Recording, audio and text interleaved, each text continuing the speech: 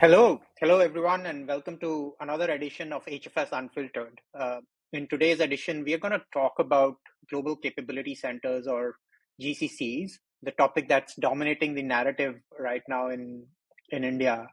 And I'm delighted to have a super special guest with us today, Isaac Rajkumar. He's the SVP and Managing Director for RealPage's India. Welcome to the show, Isaac.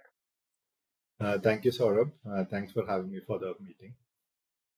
So Isaac, let's start with a little bit of background on who is RealPages, and how does your India Center cater to the broader sort of strategic goals for RealPages?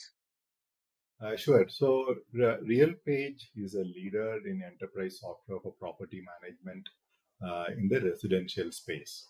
Okay. So, if you think about it, uh, there is a tenant life cycle all the way from a prospect to an applicant to a tenant, and they go through the entire life cycle as a tenant. So, if you look at it from that perspective, there is quite a bit of technology needed in managing the life cycle of a tenant, and also in managing the various aspects of a large property with for multifamily residential apartments and homeowners association and so on. So basically, RealPage provides technologies for all of these capabilities and is a leader in the industry.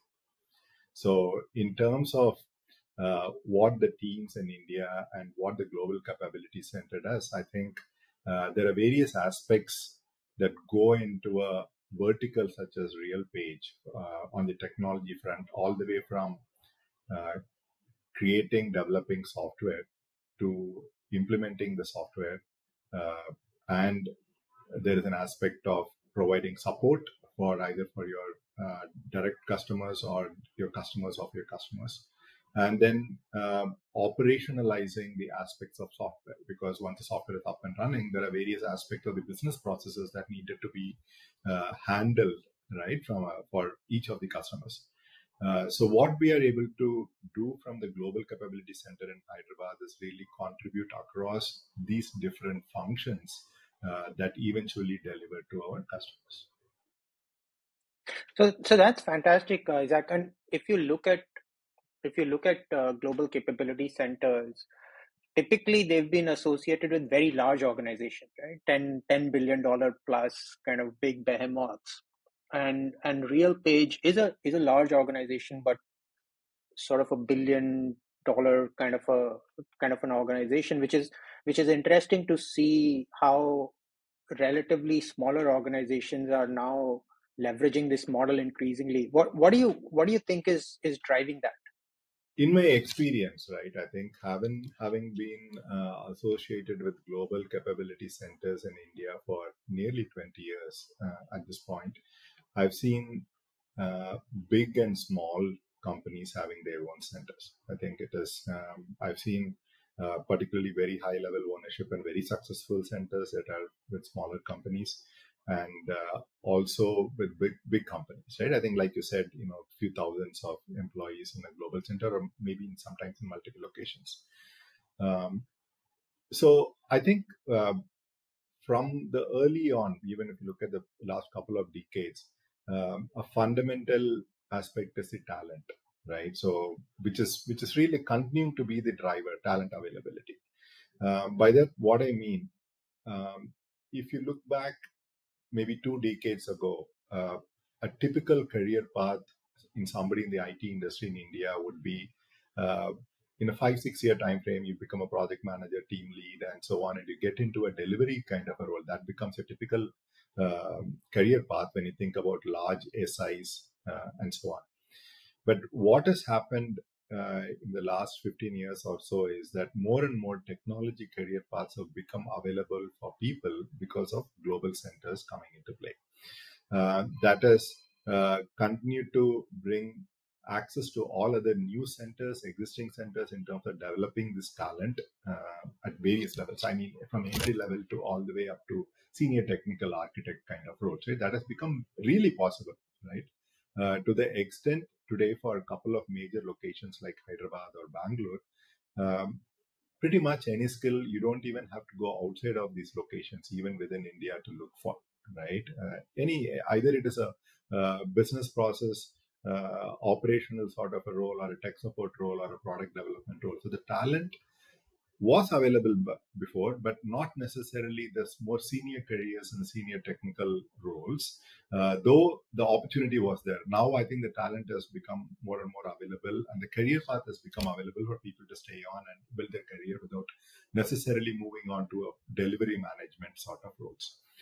The second, when we think about the senior roles, that is one. But when you think about the junior roles, amazing talent available at entry level, right? Particularly, be it in and around these major cities or other locations all around India, right? I think there is great amount of talent that is coming out of the colleges who are readily accessible, and in a way that you can continue to manage your cost structure also, right? If you have the right levels of ownership in India, you can have talent at various levels. So this, at the lower end, it becomes really possible to hire, mentor, and develop talent and continue to manage not only new skills coming into your team, but also manage your costs over a period of time in a way you have the right levels and the job level distributions. So to summarize, right, you have senior technical talent available, and then you also have access to junior talent that are graduating out of colleges. So I think that is typically available in the same location.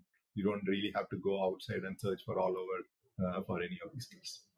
That's interesting, Isaac, because I think you're right. Over the last 2 decades, the primary value proposition was more centered around cost arbitrage, and I think it's become more of a skills arbitrage now. It's more about finding the right talent. But as you look forward, Isaac, everybody's talking about AI and Gen AI. What's going to be the? Are you excited or nervous about it? From a India capability center, and what? How do you think that's going to change the model? So, see, from my background and the industry and all of it, obviously, new technologies is always exciting, right? Where it'll go. I think whatever it might be, we have been seeing over the years. But what is interesting about the recent times is there is a potential for impact on multiple dimensions, right? When you think about where AI can make an impact, it can be on the customer experience side, it can be on your business transformation side, right? Or it can be in the products and services, right? So when you look across the board, uh, you have enormous opportunities across all of these things. It is not particularly targeted towards one specific area or purely on operational excellence or purely on customer experience or just on products and services or on transformation, right? So that is the part where it is really exciting, and it is going to be a lot more immersive technology and transformative technology on various segments of any organization, right? So that is very exciting. But uh, the other part about it is the talent, right? So what is again exciting about it, I do not know if people generally look at it this way, is the people coming out of colleges today have more formal training in AI and related technologies than most people in the industry today, right? Historically, we have seen it as, oh, we need to get entry level talent, but our people are senior, we are a lot more skilled, and we bring in people, we have to develop them and grow them. But if you look at it in a contrasting manner, today the people whom you bring in at entry level are a lot more formally trained in AI, and they can actually infuse a lot more energy into the organization. They may not be your best subject matter experts or understanding the best of domain, but in terms of hands-on experience with technology, formally trained, it is really incredible energy and value that comes into an organization. So if an organization from a global center point of view is able to somehow operationalize this intake into the centers and leverage the talent coming in, you have a lot of opportunities as the industry grows. And you talked a lot about talent, Isaac. When I graduated, if you take my example, my first job after engineering was with a IT service provider, and maybe my parents had low expectations of me, but they were quite happy with it, and I was quite happy with it. But now, as I look at my nieces and nephews growing up in India and coming out of it, you know, they either want to join a startup or they want to start a startup or they want to join a technology company. How do we make, the IT services, global capability centers are not always the first choice of the cream of our talents anymore, right? There's so many opportunities in India. How do you make this industry sexy again for the best and brightest in coming out of schools and colleges in India?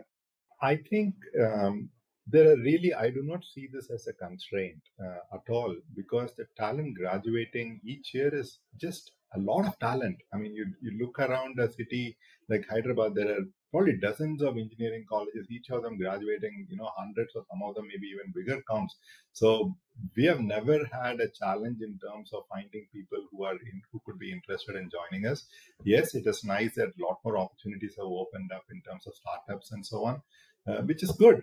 But honestly, I don't see talent is the issue. It is the open-mindedness to bring in people at all levels, and how do you really execute with the talent and with the right levels of ownership. These are, to my extent, largely an internal execution matter versus whether there are skills and talent available. I mean, I've never seen that as an issue. Even now, when we are taking on multiple amount of work as the technologies emerge, I don't see talent availability as a problem. That's really the secret. That's really the secret sauce for India. Is just there's so much talent available that Right. Exactly. So it is not okay. Yes, startups are there. Fine. Some people would like to go to startups. It's okay. But it is, you compare that to the volume of people who are graduating from good colleges with good academics and good talent and aptitude and industriousness. That is not a constraint. So so tell me about what's driving you personally, Isaac. You've been in this industry for, as you mentioned, 2 decades. What sort of keeps you going? What sort of keeps you awake at night, and what kind of gets you through the day? So, see, the opportunity, like I said, in the end, we want to deliver value either through customer experiences or through products and services, and through business transformation, right? And here is the technology now in the horizon which can actually drive a lot of these things, help achieve a lot of these things. So I think the opportunities are tremendous. It gives one not just think in terms of incrementally what you can do, but you can actually do transformatively, right? And being able to contribute and create an impact through the ecosystem that is available in India, I think that is incredibly fantastic. So it is more a question of how fast can we go, how do we really get all of these things working very well. So I don't particularly think I'm more excited with the opportunities than what makes me worry about it. Right? It is more about are we moving fast enough and are we leveraging all the opportunities in front of us? And that is probably, I would say, is also kind of what is probably keeping me in terms of going. But I don't think it is problems as such. It is more of the opportunities. So you're a glass half full kind of a person, Isaac. So, um, let me also talk about a little bit of an interesting trend that we are seeing. If you look at a lot of the large IT service providers, uh, everybody is operating out of India, and you look at their growth rates. They're flat to declining a little bit over the last, I would say, 18 months or so. But then you look at the new GCC setups and also the expansions of GCC, they're like exploding. So why do you think there's this tale of two cities that's happening right in front of us? So first thing is, right, I think many of the GCCs probably have now got confidence. These are not new companies in many cases. They were existing companies for a while, but probably now there is enough confidence that they can go on their own, right? I think we have about 1,600 GCCs today. Some of them were probably waiting to see when is the right time. Maybe now they think it is better because they've reached a certain scale. Uh, and there is definitely a cost advantage in going on your own as well. Some of those drivers might be kicking in and there could be more confidence. Secondly, there are some good models that have emerged in supporting these organizations and getting the setup running and going.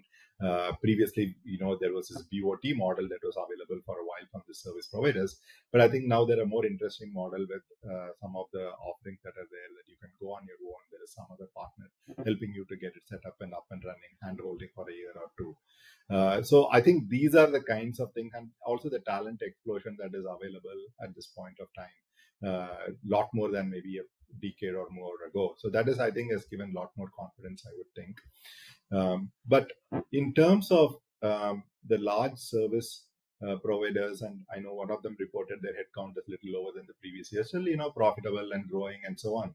Some of them may also be due to increased productivity, right? I think it may not be just AI. I think even if you take an example of people coming back to office, right? There are it is a very it is an intangible, but I think these are kinds of things that actually drive productivity. During COVID time, many of them grew a lot, but now more synergies, more working together, these drive productivity higher.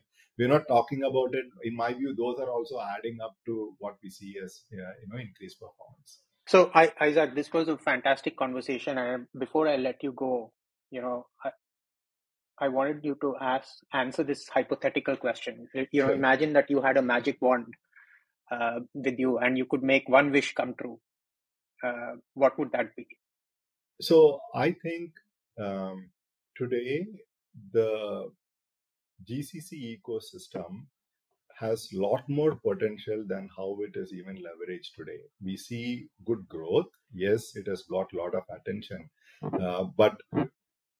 but I think the potential for the whole industry is lot more, even in the context of the current GCCs being able to create value, right? I think the partnership of all the GCCs with their parent organizations, right? I think the models, operating model, ownership, and all of it, I think there is a lot of promise and opportunities there.